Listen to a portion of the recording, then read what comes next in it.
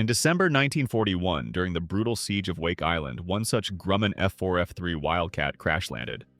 Not in a ball of flames, but largely intact. For the Imperial Japanese Navy, it was more than just wreckage. It was a golden ticket into the mind of American aviation.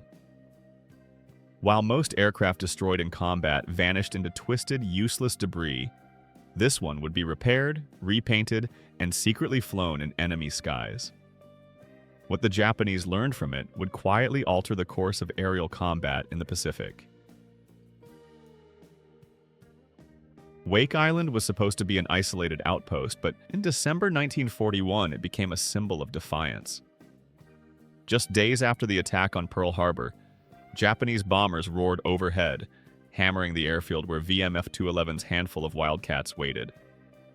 Among them was a fighter flown in the desperate defense of the island, its pilots already pushing the limits against overwhelming odds. Marine aviator Henry T. Elrod would go down in history for sinking the destroyer Kisaragi with nothing but his bombs and a steady aim. But victory came at a cost. In the chaos of repeated attacks, one Wildcat was forced down, damaged but still largely whole. Instead of being reduced to scrap, it sat on the battlefield, a silent trophy, waiting for whoever claimed Wake Island first.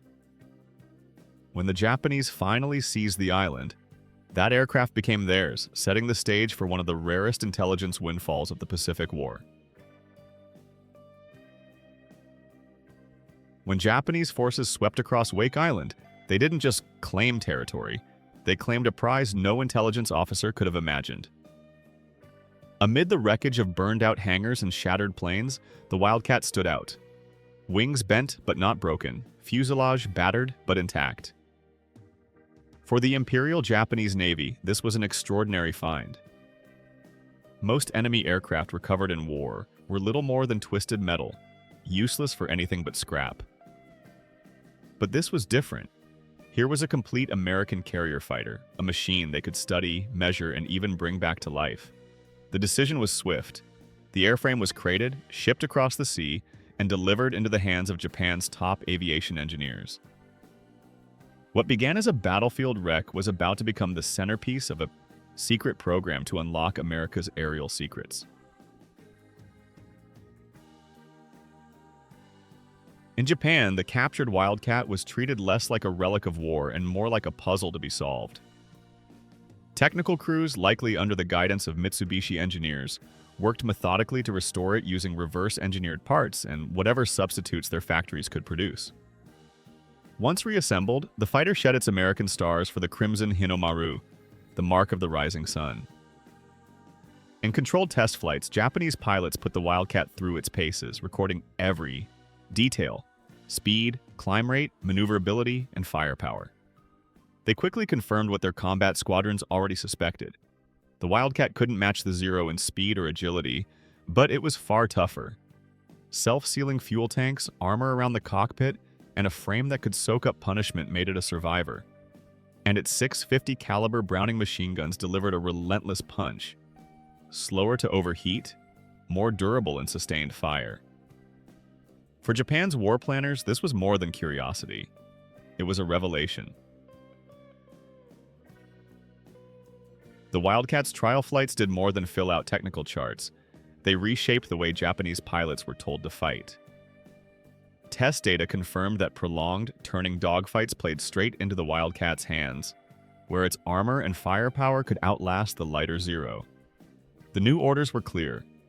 Avoid horizontal engagements, stay out of its gun range, and use the Zero's strengths, its climb rate, acceleration, and agility to strike fast and vanish. This boom and zoom approach turned every encounter into a hit and run, denying the Wildcat the chance to fight on its own terms. It was a subtle change in doctrine, but one born directly from studying this single captured fighter. For a brief moment, the secrets hidden in its steel and rivets shifted the rhythm of air combat over the Pacific.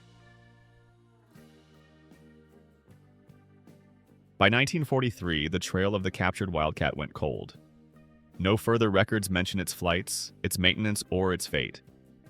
Most likely, it met the quiet end of many test aircraft, worn down by repeated use, grounded by the lack of original parts, and eventually scrapped or lost in a training mishap.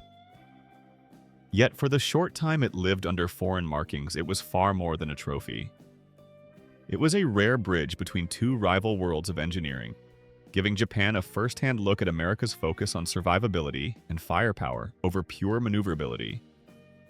In a war defined by sweeping battles and massive fleets, it's remarkable that a single, crash-landed fighter could leave such an imprint on strategy.